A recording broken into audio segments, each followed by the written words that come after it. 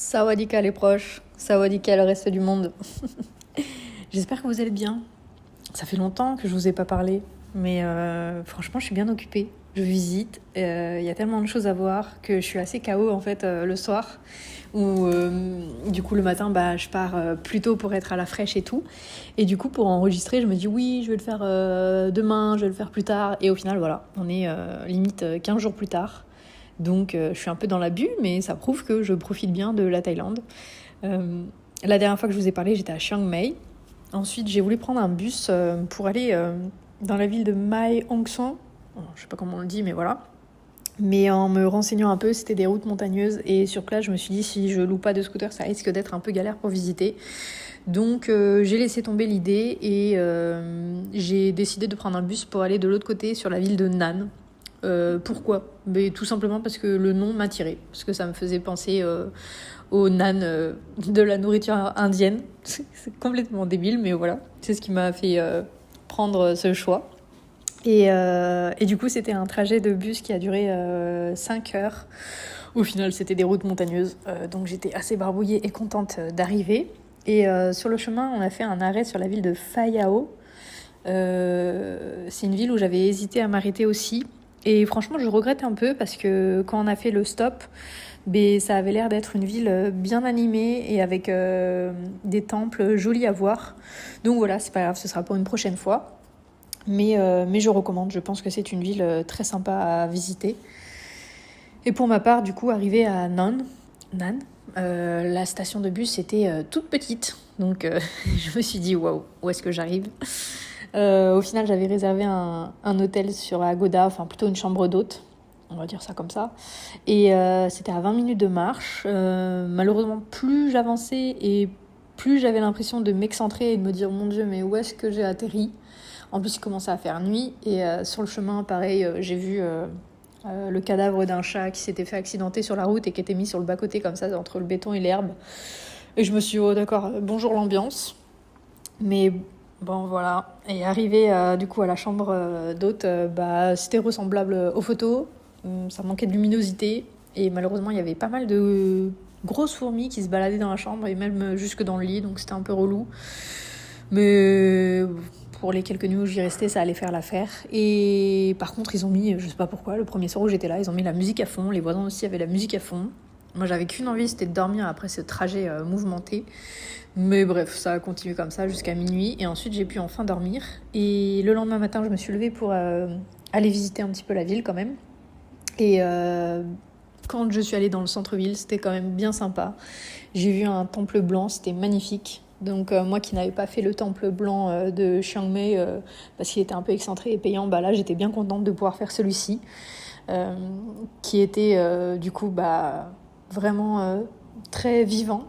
Et où la communauté qui je sais pas comment on dit, qui y vit, aide les chats aussi de rue puisqu'ils prennent en charge pour stériliser ou les nourrir. Et du coup, il y avait une maman avec ses petites crevettes, c'était trop mignon. À côté, il y avait un autre chat qui, je pense, venait de se faire stériliser et qui était complètement dans les vapes avec sa collerette, pauvre petit chou. Mais voilà, du coup, ça m'a fait vraiment plaisir. J'ai laissé une petite donation, même si c'est pas grand-chose, et puis je suis allée acheter des croquettes et des pâtés au 7-Eleven à côté. Et voilà, je leur ai laissé. Et... En tout cas, ça fait plaisir de voir que certains aident ces animaux de rue. Et ensuite, voilà, je me suis baladée dans la ville, j'ai mangé. Et le soir, il y avait aussi le night market. Donc très sympa parce qu'il y avait beaucoup de stands, c'était vraiment grand. Beaucoup de stands de nourriture, de vêtements aussi, de souvenirs. Et il y avait également des musiciens, même des danseurs. Donc non, franchement, bonne ambiance. Il y avait des temples aussi aux alentours qui sont restés ouverts et illuminés avec les lumières de nuit et tout. Donc franchement, c'était magnifique. J'ai passé une très bonne soirée. Et j'avais remarqué aussi un bus atypique pour, je pense, faire le tour de la ville tout simplement. Donc je m'étais dit... Ça, j'essaierai de le faire le lendemain. Et le lendemain, j'ai quand même voulu faire la grasse matinée. Bon, malheureusement, les autres ont décidé que non, parce que c'est ce matin-là, vers 8h30, 9h, qu'ils ont décidé de tronçonner tous les arbres de leur jardin. Donc voilà, j'étais heureuse. Je me suis dit, décidément, c'est pas ici que je vais être confortable et au calme. En plus, je m'étais dit, ouais, moi je veux un petit hôtel un peu excentré pour être dans le calme et tout, machin. Que nenni. Bon, bref, voilà, ça fait partie des aléas. Et sur cette journée, j'ai quand même pu faire du coup ce bus atypique là. Et c'était franchement trop bien. C'était 1 heure à peu près. Ça m'a coûté 30 bahts, donc même pas 1 euro. Et on a fait le tour de la ville en s'arrêtant dans quelques pagodes pour visiter les temples et tout. Et vraiment, c'était super joli. C'était en plus des temples qui étaient un petit peu excentrés. Donc moi, j'étais contente de pouvoir les visiter. Et sur la fin de la balade, j'ai aussi remarqué d'autres endroits où au final, j'y suis retournée à pied pour prendre le temps de pouvoir faire des photos et voilà, visiter tranquillement. Et c'est comme ça que j'ai atterri le dernier soir sur un marché vraiment local. Là, pour le coup, c'était pas touristique. Je pense que j'étais plus dans le quartier chinois d'ailleurs. Et je me suis fait plaisir. Je me suis acheté plein de petites choses, dont un poisson grillé. Et où je me suis dit, en fait, je vais me faire un festin. Je vais me péter le bide dans la chambre d'hôtel. Et j'ai commandé un taxi scooter. Je suis rentrée comme ça. Et voilà, j'ai fait mon petit pique-nique devant. Heureusement, il y avait une grande télé dans cette chambre, ça c'était cool. Et je me suis régalée en regardant la boxe thaïlandaise en même temps. Donc c'était vraiment génial. C'était une bonne façon de terminer ce petit séjour dans la ville de Nan. Et le lendemain, je suis partie. Je suis allée à la gare des bus. Je voulais me rapprocher du train en me disant que ce sera moins pénible pour le transport et les routes montagneuses. Donc au final, j'ai pris un minivan jusqu'à la ville de Danshei. Je savais pas du tout à quoi ressemblait cette ville, mais je savais qu'il y avait la ligne de train qui y passait. Et au final, arrivé dans la bus station de Danshei, c'était perdu. Et je me suis dit, ça vaut pas le coup de rester dans cette ville, hein. Donc j'ai demandé un tuk-tuk pour aller jusqu'à la gare des trains, qui n'était pas à côté malheureusement. Et on a mis du temps. En plus, à la base, ils voulaient me faire payer pour moi toute seule, me faire payer une blinde pour aller directement à la gare. Et j'ai dit, non. non, on va prendre... Moi, j'ai le temps, donc prends des gens avec toi si tu veux et tout, mais non, je veux pas payer plus cher. Ils me faisaient payer beaucoup plus cher que le minivan pendant 2 heures, ou une ou 2 heures, je sais plus, que j'avais pris là, donc non.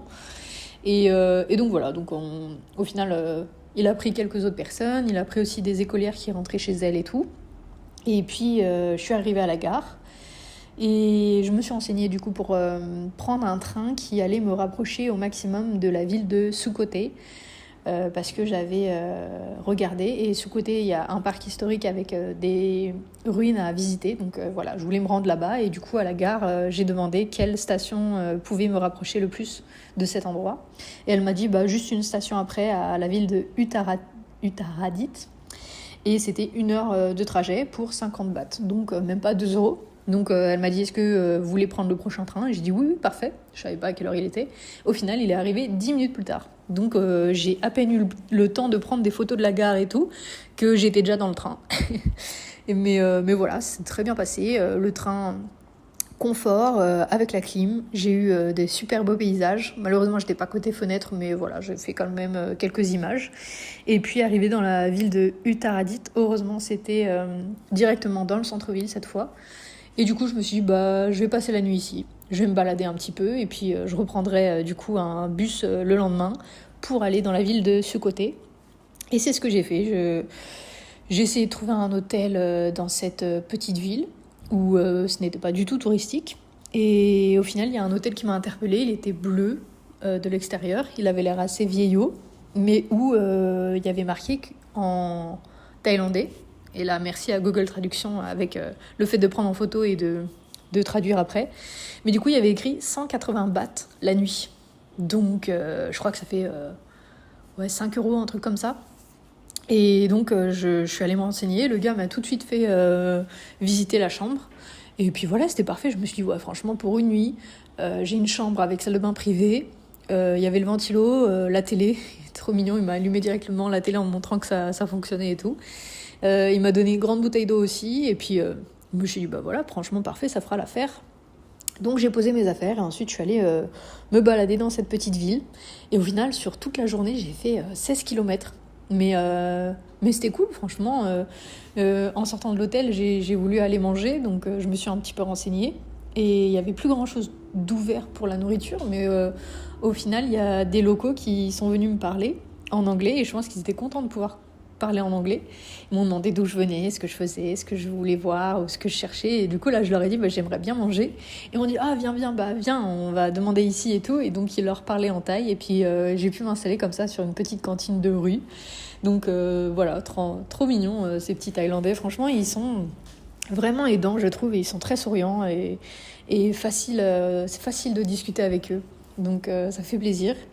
Et voilà, du coup, malheureusement, Google Traduction n'a pas été d'une grande utilité là-dessus parce que j'ai eu un plat avec de la viande. Mais c'est pas grave, j'ai mangé les pâtes, j'ai laissé la viande de côté. Et puis ensuite, j'ai continué à me balader. La ville était vraiment mignonne. J'ai vu une friperie, j'ai profité de la nature. Ensuite, je me suis baladée pour aller jusqu'à la gare des bus, pour aller me renseigner pour le bus le lendemain. Et au final, c'est comme ça que je suis tombée aussi sur une sortie d'école où les gamins jouaient dehors et tout, et où ils m'ont fait des grands sourires, des grands coucous et tout. Donc non, franchement, c'était cool. Et arrivée à la gare des bus, j'ai pu me renseigner sur les horaires et les prix. Et ensuite, je suis rentrée tranquillement. Malheureusement, j'ai passé une nuit qui n'était pas des plus agréables parce que j'avais un moustique avec moi qui m'a défoncé de partout. En plus, la couverture qui était dans la chambre, que je n'avais pas vue vraiment à la base, était dans un état très douteux. Je pense qu'elle avait été lavée il y a 50 ans ou plus. Donc j'ai dit ça c'est mort, je ne mets pas sur moi. Donc au final j'ai dormi habillée et avec le ventilo qui tournait quand même parce qu'il faisait assez chaud. Mais ce moustique, il m'a défoncé les pieds. Donc nuit pas très agréable. Et quand j'ai voulu essayer de tuer ce moustique, j'ai mis la lumière. Et là en fait j'ai vu 2 cafards qui se baladaient dans la chambre. Mais sauf que les cafards ici, c'est pas les petits cafards qu'on voit en France. Non, c'est des cafards. Vraiment, sans mentir, ils font... je sais pas, mais c'est une taille dégueu. Ils sont énormes. Et du coup, je me suis dit, putain... Et j'arrivais pas à les choper, donc je me suis dit, j'espère juste qu'ils vont pas venir dans le lit me déranger. Et puis voilà. Donc autant vous dire que j'ai pas dormi à point fermé. Et que j'étais quand même contente de partir le lendemain. Et au final, le lendemain matin, il pleuvait un peu et tout. Mais il y avait le marché juste en face de l'hôtel et j'avais envie de me prendre un café et de manger un fruit avant d'aller à la gare des bus. Donc c'est ce que j'ai fait, je me suis baladée et tout, j'ai pris quelques photos. Encore une fois, les locaux étaient étonnés de voir une étrangère ici. Mais c'était franchement cool et puis même quand il pleut, les gens, ça les arrête pas. Ils font leur vie, ils sont de bonne humeur et tout. Et donc voilà, j'ai beaucoup aimé. J'ai passé un bon moment comme ça. Et puis la petite pluie a fait du bien aussi, ça s'est pas éternisé. Donc je suis partie sans être mouillée, donc ça aussi c'était agréable quand même. Et arrivée à la gare des bus, j'ai pris mon petit bus pour aller dans la ville de Sukhothai, qui du coup est une ville où il y a un parc historique avec les ruines. Donc ça, je pense que je vous le raconterai dans un prochain épisode. Mais juste pour vous dire, du coup, je suis arrivée dans la ville, j'ai marché jusqu'à mon hôtel, qui n'était pas trop cher non plus, mais où l'aimabilité reste inexistante. Je suis arrivée, le mec avait déjà des clés sur le comptoir, il m'a montré les post-it en mode t'es qui ? Et voilà, il m'a donné la clé et pas un mot, c'était vraiment très chelou. Et honnêtement, l'hygiène, ça a laissé à désirer. Je suis rentrée dans la chambre, déjà, ça m'a fait plaisir de voir des draps qui paraissaient propres. Mais pour ce qui est du reste de la chambre, il y avait des cheveux partout, par terre. La salle de bain, si on peut appeler ça une salle de bain, c'était crade, ça sentait les égouts. Et là où, du coup, je me suis un peu démoralisée, c'est qu'il n'y avait pas d'eau chaude. Alors oui, il fait chaud et tout, mais quand même, rentrer sous l'eau froide, le matin, c'est dur. Le soir encore, ça va. Mais le matin, au réveil, c'est un peu dur. Mais bon, voilà, ça fait partie de l'aventure. Et voilà. Pour ce qui est du reste, je vous raconterai ça dans un autre épisode, pour que ce soit pas trop long. Et en attendant, je vous fais des bisous, prenez soin de vous, et je vous dis à la prochaine. Ciao!